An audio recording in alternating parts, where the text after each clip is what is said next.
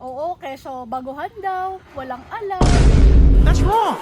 I'm next. No, I'm next. I try to envision the events that take place as individual elements. I can then make a note of Madam, di ba ikaw yung bagong magmamanok dito sa atin? Oo, ako nga yun. Oh, di ba ikaw yung binabash ng mga veteran dito? Let's do this! Oo, keso baguhan daw, walang alam. Kahit baguhan naman, nakakasilat din. Talaga? Madam, ano bang mga lahi meron ka dito sa manukan mo? Actually, meron ako ditong butcher. Alam mo yung CBR? Ha? CBR? Di ba SBR yun?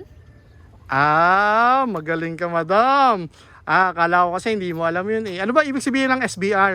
Eh di, Senator Bong Revilla. Ha? Hindi ba super brown red yun?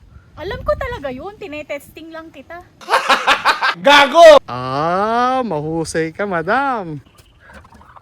Madam, ano naman masasabi mo para sa mga veterano magmamanok? Para sa mga veterano nating magmamanok dyan. Isa lang masasabi ko sa inyo, kung ano man yung alam nyo na hindi namin alam, or may alam kami na hindi nyo alam, much better siguro if pagsasamahin natin yung knowledge natin para sa maayos sa pag-aalaga ng ating mga manok. Yan.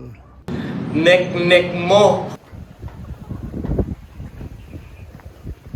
Madam, mahal mo naman pala mga veterano magmamanok eh. Lakas talaga ng pahid mo. Tawagin na lang kitang Madam P. Gusto mo ba yon? Ha? Madampi? Pero teka, gusto ko yun ha? Tuwa ako! So guys, eto nga pala si Madam P na nagsasabing baguhan mang magmamanok sa inyong paningin, nakakasilat din. Nangangagat ako. one, but I gain a better understanding when I combine all of these again as a whole, which is why